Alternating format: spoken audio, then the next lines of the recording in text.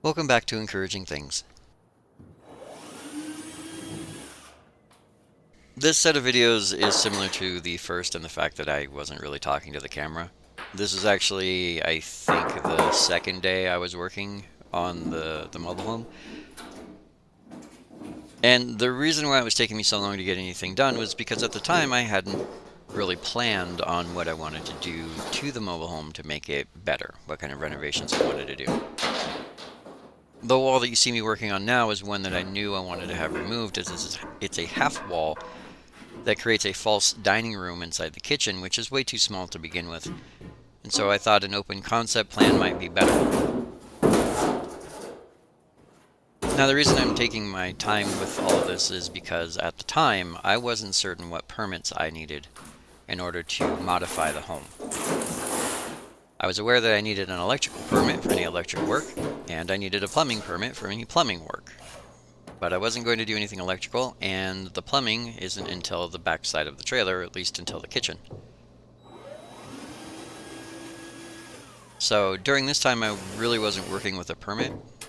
I did find out that I did need a permit for remodeling the interior, and I did get one. I mention this now because if anybody out there decides that they want to grab a trailer or a home or have the opportunity to do the same thing, please research your local permit requirements. And I say that because I had researched my permit requirements. Even before I bought the trailer, I was looking up what permits I needed, and I couldn't find anything for remodels. So there's lots of little rules and regulations with regards to moving a mobile home, but this mobile home cannot be moved. It's outside of its movability, date, and functionality. But I couldn't find really anything for remodeling until I took a look at the building permit itself. And it's a multi-permit. It allows for new buildings and for remodels, and all you do is check a box and then explain what you're going to do. It's very simple, and I was able to turn it in with a very simple design floor plan change, a mock-up, I guess. I call it a blueprint, but it's really not. And that was enough to get me a building permit where I live in order to do the remodel. But I mention it here because even with my due diligence of attempting to look for a remodel permit, it actually took me until I was already in the middle of remodeling to find the permit. And now that I have all that squared away, I'm making better progress, better headway. But if you see the hesitation in my movements and the way I'm working, it's because my mind is occupied with whether or not I'm breaking the law.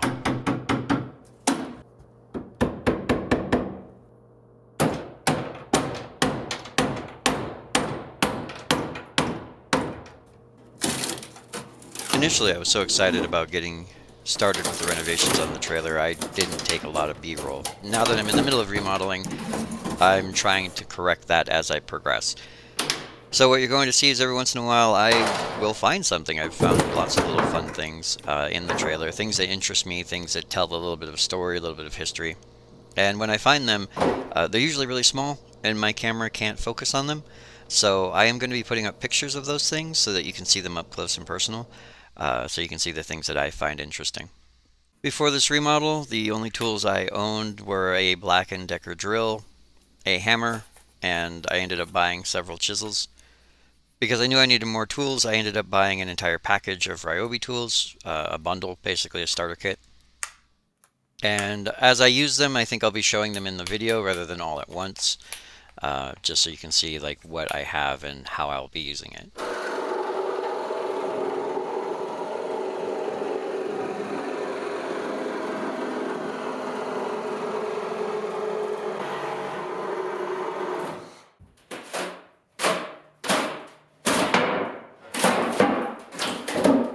With this entertainment center that we moved from the living room into the kitchen to remove the living room carpet, I had a running bet with my partner on how many cuts it would take to take it down. I said 4.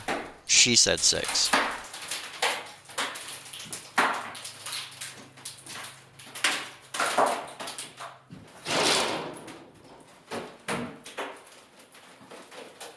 In the end, it took 1. Now in this next bit, I was listening to music, copyrighted music, So I did have to cut the audio. So we're going to go into a little bit of a montage where I remove carpet from the back side of the trailer where you can't see me because I failed to move the camera.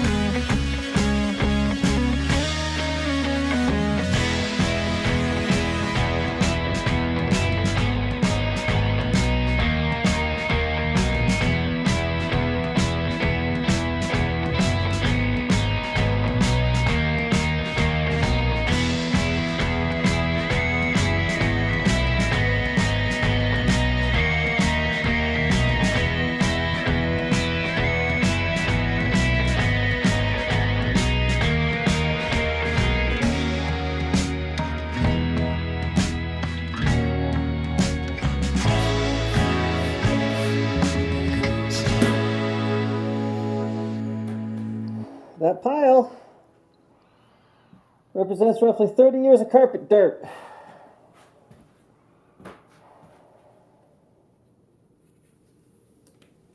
You guys are probably asking, why do you keep sweeping up the dirt and not doing anything with it?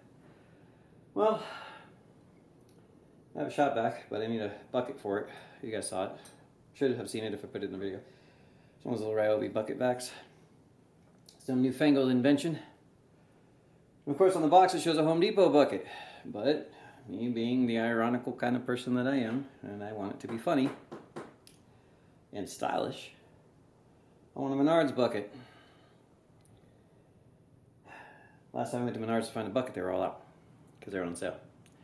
So I'm a little bit irritated about that. So these piles will be picked up when I have that. Now you guys are probably also asking, well, why don't you just use a dustpan? Well, I only have one dustpan. It's my home dustpan, and I can use it for this. Problem is can't buy that dustpan anymore. You know, we'll just get a regular dustpan. Nah. So here's where the issue lies with the regular type dustpan. The dustpan that I have, I bought at the Dollar Tree for $1.25 about 2 years ago. Perfectly good dustpan, about the same size as the broom. Works. I went the other day to the Dollar Tree to find a dustpan. They do not carry full-size dustpans anymore. They only carry the hand broom dustpans. That's it. I will get cleaned up, just not right now. Onward and upward, as it were.